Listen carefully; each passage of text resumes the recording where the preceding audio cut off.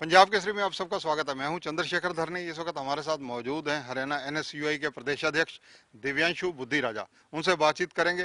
दिव्यांशु, जिस प्रकार से कोविड एक बार फिर से दोबारा वापसी लहर चल पड़ी है, जबरदस्त तरीके से लोग शिकार हो रहे हैं, पेशेंट डे बाई डे बढ़ रहे हैं, स्कूलों और कॉलेजों को लेकर एनएसयूआई का क्या कहना है, क्या स्टैंड है?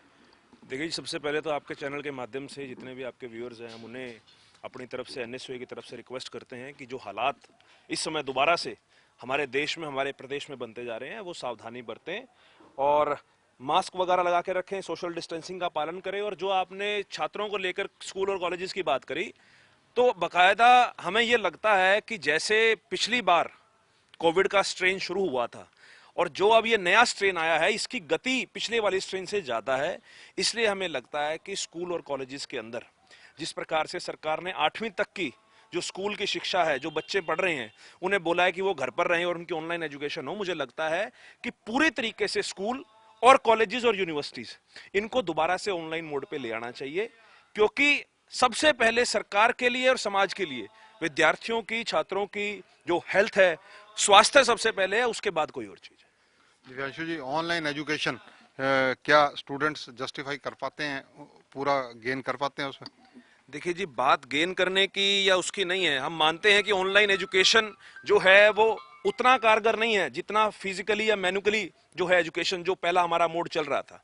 परंतु विद्यार्थियों की स्वास्थ्य से कोई खिलवाड़ ना हो, उनकी स्वास्थ्य, किसी भी अभिभावक की प्रायोरिटी अपने बच्चे का स्वास्थ्य होता है, उसके बाद शिक्षा है या उसके बाद बाकी चीजें हैं। तो उसे मद्देनजर रखते हुए और जिस प्रकार से बड़े बड़े जो WHO है और एम्स ने भी बोला है कि आगे आने वाला समय जो 3 से 4 हफ्ते हैं वो बड़े ही जो खतरनाक रहेंगे, उसमें इस कोविड की गति और ज्यादा बढ़ने वाली है। तो मुझे लगता है कि ये पब्लिक गैदरिंग जैसे प्लेसेस हैं, जहां पर खासकर जैसे students colleges, universities, canteen, hostels में जाते हैं, तो वहां कोविड का जो है खतरा उनके लिए ज्यादा है। तो इसलिए अभी कुछ समय के लिए मुझे लगता है कि सरकार को दोबारा से पुरानी गाइडलाइन जारी करके और विद्यार्थियों को अपने घर रहने की सलाह देनी चाहिए और उन्हें एजुकेशन ऑनलाइन मोड से देनी चाहिए। जो बच्चे हैं स्कूलों में जाते हैं, टीचर्स हैं जो पढ़ाते हैं, कॉलेजों में भी यही स्थिति है, तो क्या इनके लिए भी कोविड वैक्सीन की मांग आप करते हैं? ये बिल्कुल, ये तो प्रायोरिटी है ही है।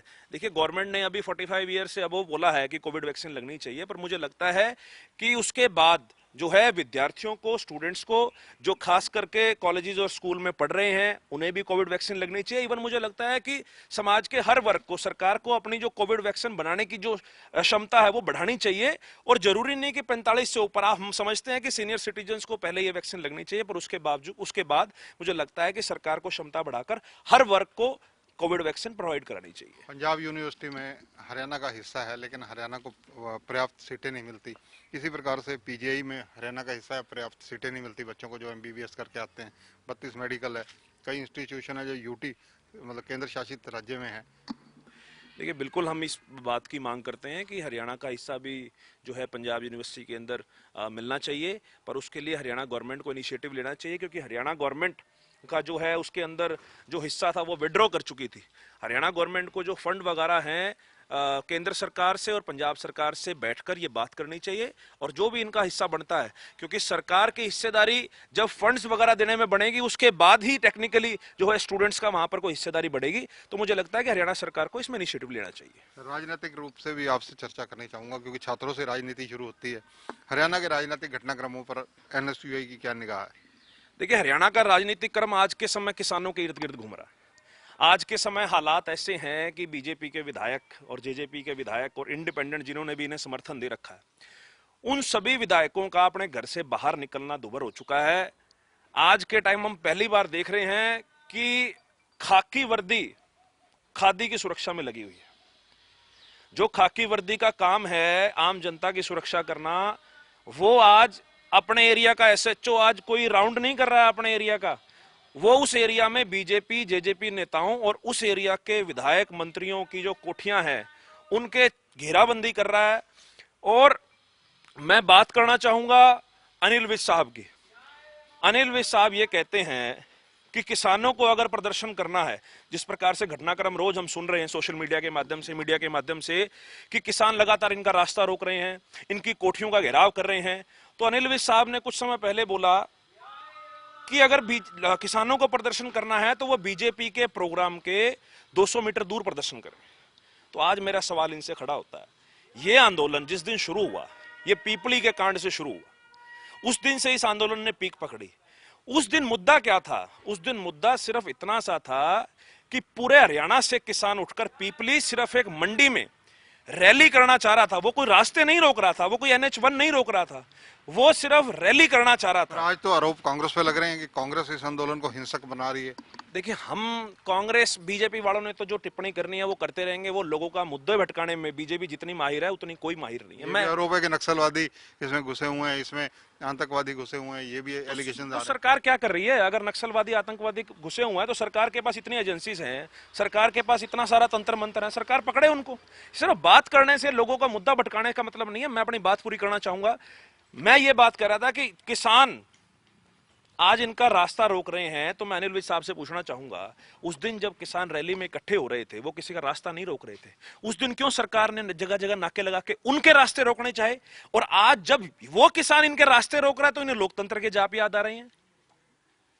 जब वो किसान हरियाणा पंजाब से उठकर दिल्ली जा रहा था, इन्होंने सरकारी गड्ढे खोद खोद कर, मशीनरी का उपयोग करके गड्ढे खोद खोद कर उन्हें रोकना चाहा। आज जब वो किसान इनका रास्ता रोक रहा है तो इन्हें लोकतंत्र याद आ रहा है। तो अनिल विज साहब कह रहे हैं कि इनको 200 मीटर दूर प्रदर्शन करें।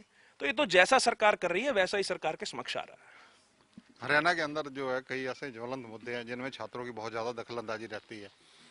स्टूडेंट इलेक्शंस भी थे, वो कोविड की भेंट चढ़ गए पिछले साल भी, और अब भी होने के हालात नजर नहीं आते। तो ऐसी स्थिति में NSUI अपने संगठन को मजबूत करने के लिए क्या कर रही है? देखिए, जो छात्र संघ चुनाव है उसकी हम मांग तब करेंगे जब प्रैक्टिकल तौर पे हालात ऐसे होंगे कि वहां छात्र संघ चुनाव हो सके। और दूसरा, बतौर एक NSUI संगठन के हमें लगता है कि इस समय सबसे ज्यादा जो प्रदेश के अंदर जरूरत है वो आज हरियाणा के अंदर रोजगार की है। आज हरियाणा बेरोजगारी में नंबर 1 पर पहुंच चुका है। मेरा सीधा सवाल आपके चैनल के माध्यम से दुष्यंत चौटाला जी से है। जिस दुष्यंत चौटाला को कंधे पर उठाकर जेजेपी और इनकी स्टूडेंट विंग घूमती थी 2019 में, और ये कहते हैं कि दुष्यंत चौटाला आएगा तो बेरोजगारी प्रदेश से खत्म हो जाएगी। एक इन्होंने सूखा ढंढोरा 75% झूठे आरक्षण बिल का जो है इन्होंने फैला रखा था। 4-5 दिन दुष्यंत चौटाला ने पूरी वाहवाही ली मीडिया में कि 75% जो है रोजगार हरियाणा के युवाओं को मिलेगा। पर मैं उसमें पूछना चाहूंगा, अभी 4 दिन पहले ही, 5 दिन पहले ही जो प्राइवेट कंपनीज हैं उन्होंने जब खट्टर साहब से दुष्यंत चौटाला से मीटिंग करी तो उसमें निकल के आया कि सिर्फ 15 से 20 हजार तक की नौकरियां, जो क्लर्क या चपड़ासी तक की नौकरियां, वो सिर्फ हरियाणा के युवाओं को मिलेंगी। अरे आप किसको बेवकूफ बना रहे हैं? किसको आप बेवकूफ बना रहे हैं? 15 से 20 हजार नौकरी करने के लिए कोई दूसरी स्टेट से हरियाणा में थोड़ा ना आएगा। वो तो लोकल आदमी ही गुजारा कर सकता है 12-15 हजार की नौकरी में। बाहर के आदमी जब यहां रहेगा तो उसका इतना खतरा तो वैसे, इतना खर्चा तो वैसे ही जेब से हो जाता है। तो ये बिल्कुल झूठा बिल है और सिर्फ कागजों पे लागू होने वाला बिल है। बिना बात का सरकारी तंत्र मंत्र, सरकारी कागज, सरकारी पैसे का दुरुपयोग करा जा रहा है। इस बिल को जो इंप्लीमेंट करा है, इस बिल का प्रैक्टिकल हालात में हरियाणा में कोई भी इसका कोई फायदा नहीं हुआ। और अगर प्रदेश के अंदर इतनी बेरोजगारी है तो मैं इसका सीधा जो है सरकार को इसके लिए दोषी मानता हूं, क्योंकि हरियाणा की जो ज्योग्राफिकल पोजीशन है, हम दिल्ली के तीनों तरफ से हमने दिल्ली को घेर रखा है, उसके बावजूद अगर हरियाणा में इतनी ज्यादा बेरोजगारी है तो कहीं ना कहीं ये सरकार की नाकामयाबी है। धन्यवाद। तो ये हैं दिव्यांशु बुद्धिराजा, NSUI के अध्यक्ष हैं हरियाणा के। इनका कहना है कि जो बेरोजगारी है वो दिन ब दिन बढ़ रही है। 75% जहां तक आरक्षण की बात है वो बिल झूठा है। तीसरी बात अहम इनकी बातों से निकल कर आई कि कोविड के दौरान जब तक कोविड खत्म नहीं होता पूरी तरह से, तब तक सरकार लापरवाही ना करे, ऑनलाइन स्कूल कॉलेजेस और एग्जाम्स की तैयारी करे, उन्हीं से बच्चों को पढ़ाए। कैमरामैन संजय के साथ चंद्रशेखर धरनी, पंजाब केसरी टीवी, चंडीगढ़।